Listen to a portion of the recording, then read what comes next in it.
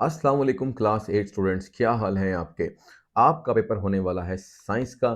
तो वो पेपर अभी आपके पास है, यानी आज आप तैयारी करो और कल आसानी से जाकर बेहतरीन तरीके से अपना पेपर दो। ठीक है जी। और सारे सवालात के जवाब अभी हम आपको बताते हैं, इसको याद कर लो, साथ साथ थोड़ा बहुत समझ भी लो। यानी जो बच्चे आज ज्वाइन कर रहे हैं, उससे पहले मुझे उन्होंने नहीं देखा, वो बेटा सब्सक्राइब जरूर कर ले। क्यों? क्योंकि इसी तरीके से आपको सारे पेपर अगले आने वाले भी मिल जाएंगे और आपको नोटिफिकेशन मिलता रहेगा। इस तरीके से जो भी नई अपडेट होगी वो भी फौरन समझ में आ जाएगी। तो एग्जाम के लिए लाजमी तौर पर बेटा चैनल को सब्सक्राइब कर लो। ठीक है जी। तो जो अब नए ज्वाइन कर रहे हैं उनको मैं दोबारा से बताता हूं कि देखो बेटा, मैं सवाल के जवाब बताऊंगा, आपने देखना है कि आपको सवाल के जवाब आते हैं या नहीं। क्या मतलब? पहले जब मैं बताऊंगा उससे पहले आपने ये देखना है, जवाब अपने दिमाग में लाना है क्या है, और फिर मेरे जवाब के साथ मैच करना है। इससे पता चल जाएगा कि आपकी तैयारी कुल कितनी है। ठीक है जी। तो अगर आपको लगे कि वीडियो तेज चल रही है तो आप इसे पॉज करके रोक रोक कर अपना जवाब पहले निकाल सकते हो। ठीक है। तो साइंस का पेपर है, बड़ा मजेदार पेपर है। मैं आपके लिए आसान कर दूंगा, थोड़ा मुश्किल होता है, लेकिन अभी देखें, समझते जाएंगे और आपको सवाल के जवाब आते रहेंगे। ठीक है जी। चलो चलते हैं, शुरू करते हैं आज के सवालात के बारे में। सबसे पहले हम सवाल लेते हैं क्वेश्चन नंबर 1। अब क्वेश्चन नंबर 1 क्या कहता है? विच टू प्रोसेसेस। अच्छा, जो बच्चे उर्दू मीडियम वाले हैं वो परेशान ना हो, उर्दू मीडियम का पेपर भी मैं आपको दिखा दूंगा, लेकिन सवाल बिल्कुल सेम होंगे, जवाब भी वही होंगे। मैं अभी उर्दू में ही बोलूंगा, आपका पेपर जो इंग्लिश वालों के लिए भी आसान हो जाएगा और उर्दू वालों को भी फौरन की फौरन याद हो जाएगा। ठीक है जी। तो आप परेशान ना हो, उर्दू वाला मीडियम पेपर दिखा दिया जाएगा और जवाब बता दिए जाएंगे सारे के सारे। तो which two processes are responsible for releasing carbon dioxide into the atmosphere. और कौन से दो अवामिल हैं जो कार्बन डाइऑक्साइड के निकलने या रिलीज होने के लिए होते हैं, ठीक है, हवा के अंदर। तो इसका जवाब पहले अगर आप नोट करो क्या हो सकता है, तो इसका जवाब है जी ए, रेस्पिरेशन एंड कंबस्शन। देखो भाई, रेस्पिरेशन करते हैं कौन? जो इंसान है, यानी कि वो ग्लूकोज को तोड़ते हैं और कार्बन डाइऑक्साइड रिलीज करते हैं। और कंबस्शन का मतलब होता है जलने का अमल। जब भी कहीं जलने का अमल होगा तो तभी भी कार्बन डाइऑक्साइड निकलेगी।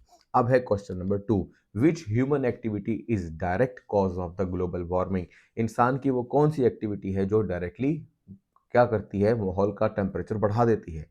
तो इसका जवाब है आपके पास बी, डिफॉरेस्टेशन। जो दरख्त होते हैं वो टेम्परेचर को मेंटेन करते हैं, लेकिन अगर आप दरख्तों को काट दें यानी डिफॉरेस्टेशन कर दें तो फिर माहौल का टेम्परेचर बढ़ जाता है। नंबर क्वेश्चन है जी 3। In the carbon cycle the human body returns carbon dioxide to the environment through the process of. वो कौन सा अमल है जिसके जरिए से इंसान या जानवर अपने यानी अपने माहौल को कार्बन डाइऑक्साइड वापस करते हैं? तो इसका जवाब आपके पास बन जाएगा क्या भाई? सी, रेस्पिरेशन। ठीक है, वो अभी बात हो गई है।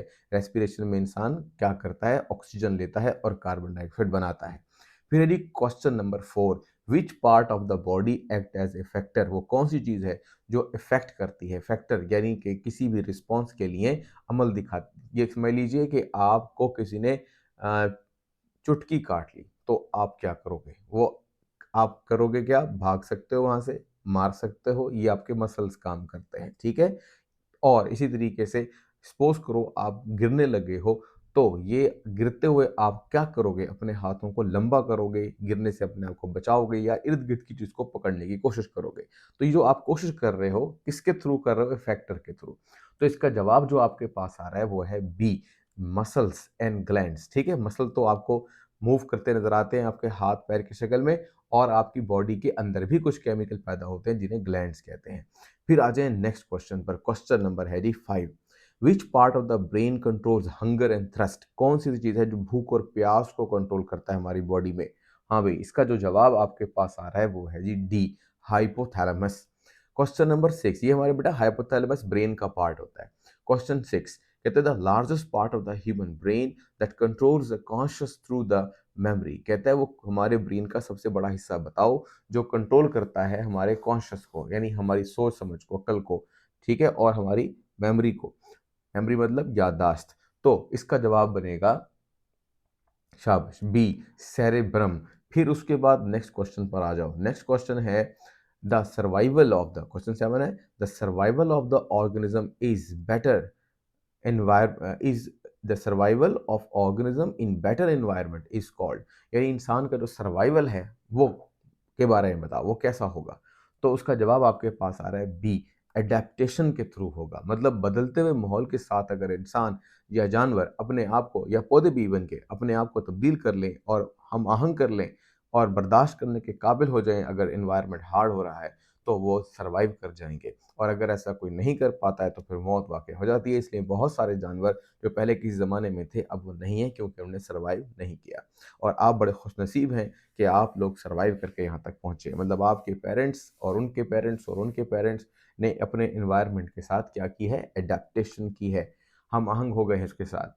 अब है जी question number 8, genetic characteristic passed from one generation to another. भाई वो जो जेनेटिक कैरेक्टर है, खसूसियत है, जो नस्ल दर नस्ल मुंतकिल होती है, उसके बारे में बताओ वो कौन सी है। तो यहाँ हमारे पास आपके बुक के हिसाब से जवाब आ रहा है ब्लड ग्रुप। ठीक है, ब्लड ग्रुप जो है वालिदैन का बच्चों में मुंतकिल होता है। अब है क्वेश्चन नंबर 9, लिखता है guanine pairs with which base in the DNA. DNA में 4 बेसेस होती हैं, एडेनिन, गुआनिन, थाइमिन, साइटोसिन।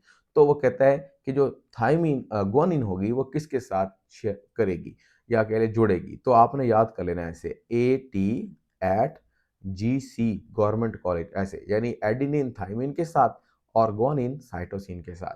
तो उसका आंसर अब आपको समझ में आ गया है। तो क्वेश्चन 9 का जो आंसर है आपके पास वो है बी। ठीक है, फिर उसके बाद लिखता है number question 10, how many chromosomes are typically found in the human cell. इंसान के अंदर कितने क्रोमोसोम पाए जाते हैं। तो हमारे अंदर बेटा कुल 46 क्रोमोसोम होते हैं। ठीक है, और उसके आधे करो तो जोड़े 23 बनते हैं। तो आपके पास 10 का जो आंसर आ गया वो आ गया बी। फिर आ जाए नेक्स्ट क्वेश्चन पर। जो नेक्स्ट क्वेश्चन आपके पास आ रहे हैं वो है जी question number 11, biotechnological technique can be used to develop vaccine against. हम वैक्सीन बनाते हैं किसके खिलाफ बनाते हैं, भाई बीमारियों के खिलाफ बनाते हैं। तो जो जो वायरस की बीमारियां होती है ना उसके खिलाफ वैक्सीन भी बन जाती है। तो वो कौन सी यहाँ पर है। तो यहाँ इसका आंसर आ रहा है 11 का बी। ठीक है ना, मीजल्स। फिर उसके बाद आ रहा है question number 12, in which group of the periodic table noble gases are present. भाई पीरियोडिक टेबल में नोबल गैसेस कहाँ पाई जाती हैं। तो सबसे आखिरी ग्रुप जो होता है वो होता है किसका, नोबल गैसेस का। तो कौन सा होता है सबसे आखिरी ग्रुप आपके पास, बताओ। शाबाश, डी। उसके बाद लिखता है question number 13, which of the following characteristics do most of the metal have. कौन सी ऐसी खसूसियात हैं इनमें से जो कि धातुओं में या मेटल्स में होती हैं। तो इसका जवाब आ रहा है सी, हाई इलेक्ट्रोपॉजिटिविटी, मेटल्स इलेक्ट्रॉन खारिज करती है। और फिर क्वेश्चन आता है 14, identify N unbalanced chemical equation. भाई इनमें से कौन सी इक्वेशन अनबैलेंस है ये बताओ। तो इसका जवाब है ए। ठीक है, ए। यहाँ पे कितने हाइड्रोजन हैं, 4। यहाँ पे कितने हाइड्रोजन हैं, 4। यहाँ पर कितने ऑक्सीजन हैं, 4। तो यहाँ पे कितने ऑक्सीजन हैं, सिर्फ 2। यानी यहाँ 2 आना चाहिए था, तो तब जाकर ये बैलेंस होती। तो अब ये बैलेंस नहीं है। अब आगे चलो, नेक्स्ट है question number 15, when acid and basis react salt and water are form the reaction is called. भाई अगर एसिड और बेस मिल जाएं तो कौन सा रिएक्शन होता है। तो ये रिएक्शन कहलाता है neutralisation reaction, C option. Question number 16, fire work is example of. भाई आग जलती है तो वो किस चीज़ की एग्जाम्पल होती है, या पटाखे फूटते हैं शादी वगैरह पे, तो वो किस चीज़ की एग्जाम्पल है। तो ये हमारे पास जवाब इसका आता है सी। ठीक है, यानी एक्सोथर्मिक रिएक्शन। जब भी पटाखे फूटते हैं तो उसके गिर्द हरारत बढ़ जाती है, और ऐसे रिएक्शन जिसमें हरारत बढ़ जाए उसको एक्सोथर्मिक रिएक्शन बोलते हैं। Question number 17, the reaction that absorb heat from the surrounding. ऐसा रिएक्शन जो बाहर से हीट लेता हो, मतलब जज्ब करता हो, तो उसे क्या कहते हैं, एंडोथर्मिक रिएक्शन। फिर है जी question number 18, lime water turns milky after passing through it. भाई जो चूने वाला पानी है वो मिल्की दूधिया हो जाता है। कब हो जाता है, जब उसके अंदर से कार्बन डाइऑक्साइड गुजारी जाती है। तो क्वेश्चन 18 का जवाब बन जाएगा डी। फिर है जी question number 19, usually dash acid, कौन सा acid is used as a dehydrating agent, पानी को खुश्क करने के लिए इस्तेमाल होता है। तो इसका जवाब आपके पास होगा, हाँ भाई सोचो क्या होगा। शाबाश, इसका जवाब है सल्फ्यूरिक एसिड। आगे जी question number 20, the SI unit of the pressure is. भाई प्रेशर का यूनिट कौन सा है। हाँ भाई कौन सा है, तो बड़ा आसान सवाल है। इस सवाल के जवाब में आपने लिखना है पास्कल, ठीक है। उसके बाद अगर यह न्यूटन मीटर होता, पास्कल ना होता, तो न्यूटन मीटर सही जवाब होता बेटा। अब है जी question number 21, with respect to the surface area, अपने एरिया के हिसाब से, जगह के हिसाब से, in which situation will you experience the greatest pressure, आप मंदरजा झील में से कौन सा ज़्यादा प्रेशर महसूल करेंगे या प्रेशर महसूस करेंगे। तो इसका जवाब आपके पास बन रहा है 21 का बी, ठीक है, यानी स्टैंडिंग ऑन 1 फुट। तो 1 फुट पे खड़े होने पर आपका बैलेंस बरकरार ज़्यादा नहीं रहेगा, तो आपकी सारा वजन एक ही पाँव पे आ जाएगा, तो आपको लगेगा कि ज़्यादा प्रेशर लग रहा है, और आप क्योंकि आप ज़मीन पर कम जगह घेर रहे हो, 2 पाँव रखोगे तो जगह ज़्यादा घिर जाएगी, तो प्रेशर डिवाइड हो जाएगा यानी कम हो जाएगा। क्वेश्चन नंबर 22 कहता है, if the mass of an object is 10 kilogram, 10 kilogram का वजन है, एंड इट्स वॉल्यूम इज, और उसका जो वॉल्यूम है, जगह घेरता है 5 metre cube, what will the density of the object. तो बेटा बात यह है कि इसका जवाब होता है डेंसिटी का D is equal to M/V। ऊपर मैस लिखो, नीचे वॉल्यूम, 10 ऊपर 5 नीचे, और डिवाइड करो, तो बताओ क्या जवाब आएगा। तो इसका जवाब आएगा जी ए, यानी 2, ठीक है। ऊपर आएगा क्या, ऊपर आएगा 10, नीचे आएगा 5, इन दोनों को आपने 5 को डिवाइड किया 10 पर, तो आंसर आ गया 2। अच्छा, अब नेक्स्ट क्वेश्चन आ जाएंगे। Question number 23, which colour of the light bends the most when passing through the prism. Prism से जब रोशनी गुजरती है, सफ़ेद रोशनी, तो उसमें बेंड कर जाती है, और सफ़ेद रोशनी में 7 रोशनियाँ होती हैं, तो कौन सी रोशनी सबसे ज़्यादा बेंड करती है, ये हमारे पास सवाल है। तो इसका जवाब है जी डी, वायलेट कलर।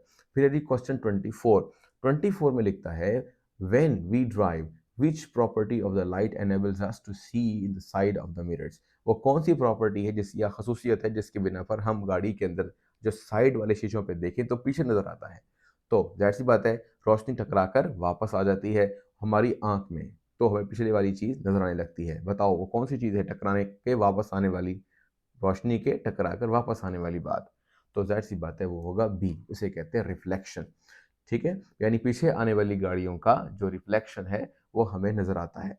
अच्छा जी, question number 25, due to which characteristic of light fish in water can not seen in its original place. हम जब भी किसी चीज को पानी के अंदर देखते हैं, हमें जहां वो नजर आती है वो एक्चुअली वो वहां से थोड़ा सा आगे या पीछे होती है, तो ऐसा क्यों होता है, ये सवाल है। तो जवाब आपके पास क्या होगा, हाँ भाई, जब रोशनी पास करती है किसी भी लाइटर मीडियम से डेंसर मीडियम में, हवा से पानी में, तो वो क्या कहलाती है ये प्रॉपर्टी, वो सबको पता है।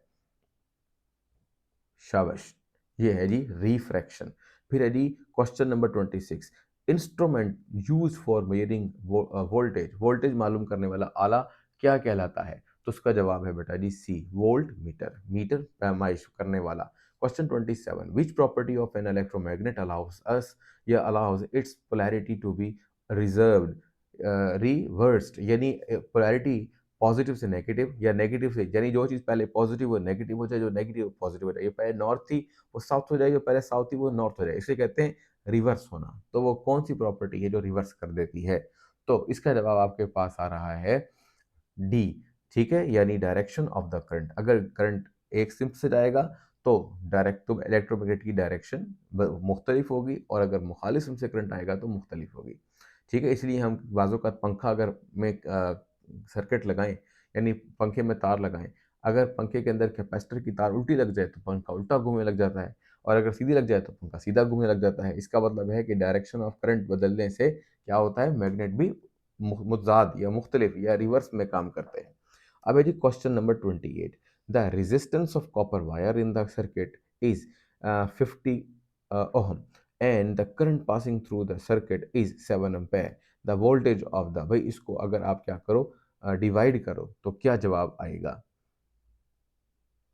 तो 28 कहाँ आ रहा है जी, बी ऑप्शन आ रहा है, ठीक है। ये पूरा फार्मूला नहीं लिखा मैंने, फार्मूला लिखेंगे तो आपको समझ में आएगा कि किस तरह से हुआ, यानी बल्कि यूँ करें, ये मेरे ख्याल से जो है ना, ये 50 है ना, 50 को मल्टीप्लाई करेंगे 7 से, ये वो फला फार्मूला है। तो फिर आपके पास ये थोड़ा सा आप ऐसा करें, अगर आपके पास आंसर आ रहा है तो ये बेटा असल में ये मैंने 50 बोला है, 50 नहीं है, ये है जी ऐसे ओहम, ठीक है ना।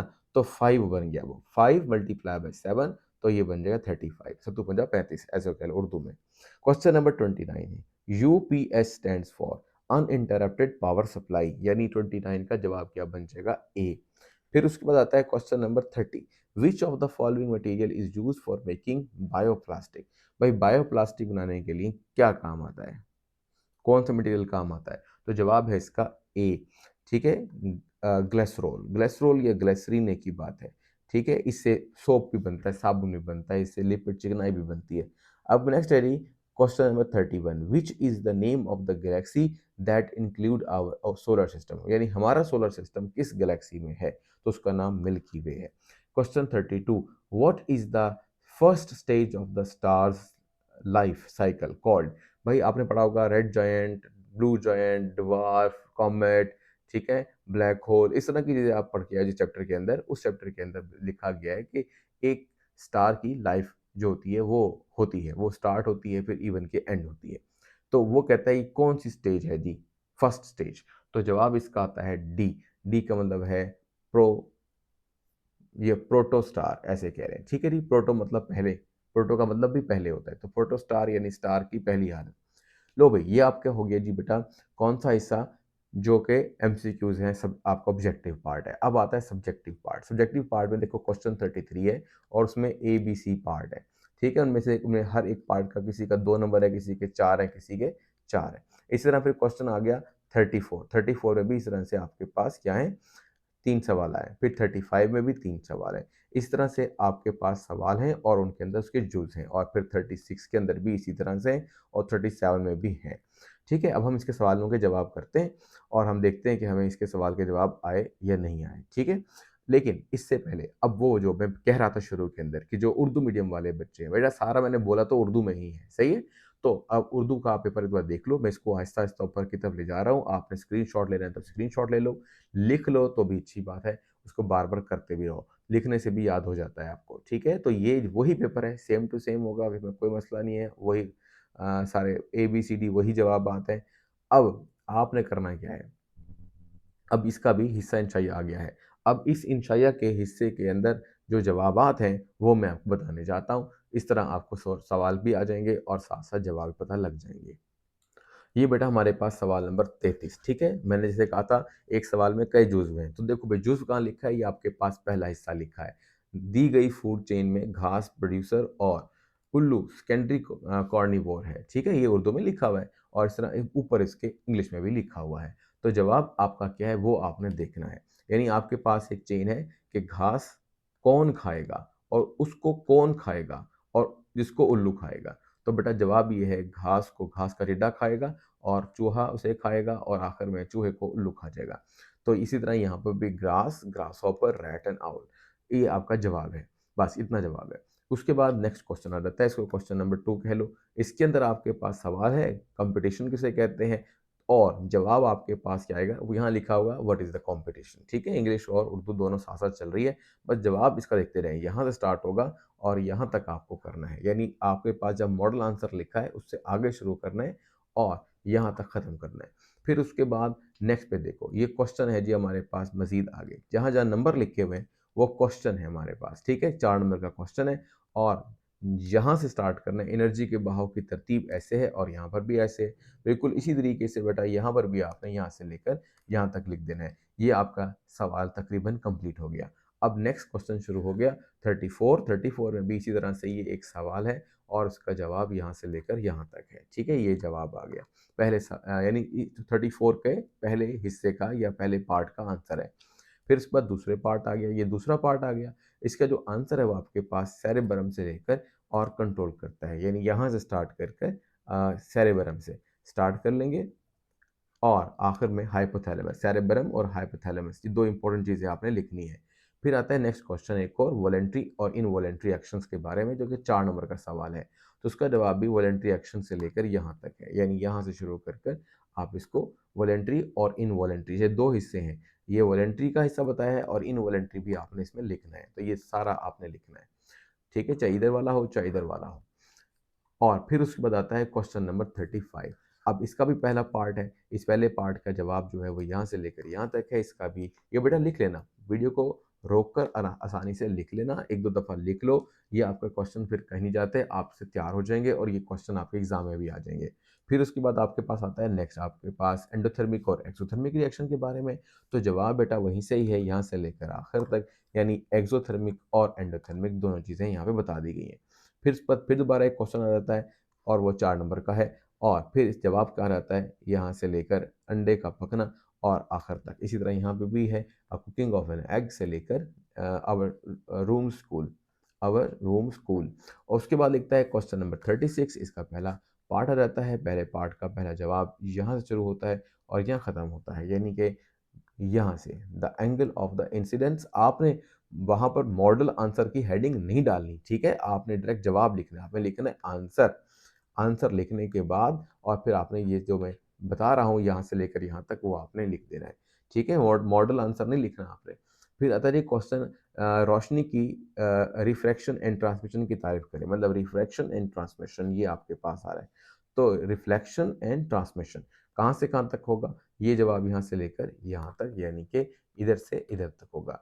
अगर आपको कोई बात समझ ना आए तो आप लाजमी तौर पे कमेंट बॉक्स में लिखा करो, ठीक है, अल्लाह ताला आपके बेहतरीन नंबर दे। इंशाल्लाह भी लिखो, कमेंट बॉक्स में लिखा करो इंशाल्लाह इंशाल्लाह, और तारीफ अपनी क्या कहते हैं अपने दोस्तों के बारे में लिखा करो कि उनको भी अल्लाह ताला अच्छे मार्क्स दे, एक दूसरे की मदद करें, ठीक है। वो भी आपको इसके बदले फिर क्या करेंगे, आप एक दफ़ा लिखेंगे और इसके बदले में कई लोग आपको भी दुआएं देंगे, इस तरह आपकी दुआओं की तादाद बढ़ जाएगी और फिर आपके मार्क्स भी बढ़ जाएंगे इंशाल्लाह। फिर उसके बाद लिखता है एक और आखिर पार्ट आता है और है सितारों के चमकने में रिफ्लेक्शन का क्या किरदार है। तो यहाँ से शुरू करेंगे और आपके पास यहाँ से लेकर ये जवाब मुकम्मल हो जाएगा, और इसी तरह इंग्लिश में भी यहाँ पे ये जवाब है, ठीक है। ये क्या चीज़ है, what is the role of reflection in the twinkling of the stars. फिर नेक्स्ट है क्वेश्चन नंबर 37। क्वेश्चन 37 में ये आपके पास भारी सितारों से रेड सुपर जॉइंट्स कैसे बनते हैं, यहाँ से शुरू करेंगे, ये सवाल है और जवाब आपके पास यहाँ से लेकर यहाँ तक, और इसी तरह ये भी जवाब यहाँ से लेकर यहाँ तक होगा। फिर आते हैं नेक्स्ट क्वेश्चन के अंदर, यानी ये पार्ट है, तो लिखते हैं मिनरल्स, फॉसिल फ्यूल और पानी के ज़खायर, ठीक है, के तलाश करने में खलाई तहकीक की 3 फ़वाइद लिखें। What is the benefit of the benefits of space exploration in the locating minerals, fossil fuel in the water reserves। तो ये आपके पास जवाब यहाँ से शुरू होगा और यहाँ पर ख़त्म होगा, ठीक है। तो ये आपके पास दो यहाँ पर बातें लिखी हैं बुक ने। 5 नंबर का सवाल अब आ गया है और वो ये है कि space, how information is collected from the space by using space props, यानी जो हम स्पेस में भेजते हैं कुछ ऐसे गैजेट्स जो कि तस्वीरें ले सकते हैं जैसे हबल टेलीस्कोप वगैरह, तो उसके बारे में बताओ। तो यही बेटा आपके पास जवाब यहाँ से लेकर जो है थोड़ा लंबा जवाब लिखा है, अगर आप थोड़ा छोटा भी कर लेंगे तो भी काम चल जाएगा, ठीक है। अगर आप पहले 2 से 3 जुमले लिख देते हो, 4 जुमले लिख देते हो, क्योंकि सवाल 5 नंबर का है ना, तो बड़ा तो होना चाहिए, अगर आपसे बड़ा याद नहीं होता तो फिर कम से कम ये कि 4 एक जुमले इसमें से निकाल लो ताकि आपका सवाल हल हो जाए। लो भाई, ये आपके पास खत्म हो गया सारा का सारा। मैं फिर कहूँगा बेटा सब्सक्राइब ज़रूर करके जाना, क्योंकि इसके बगैर आपको नेक्स्ट पेपर नहीं मिलेगा, चैनल गायब हो जाएगा, आप ढूंढते फिरेंगे फिर। और आप देख रहे हैं कितना अच्छे तरीके से एक एक लफ्ज़ समझाया गया है, बताया भी गया है, याद भी हो जाएगा, सवाल भी पता चल गया और आपको जवाब भी पता चल गया, ठीक है। उम्मीद करता हूँ कि आप बेहतरीन से बेहतरीन मार्क्स लेंगे बेटा जी, ठीक है। अपना ख्याल रखिएगा और कमेंट बॉक्स में अपनी राय ज़रूर दीजिएगा।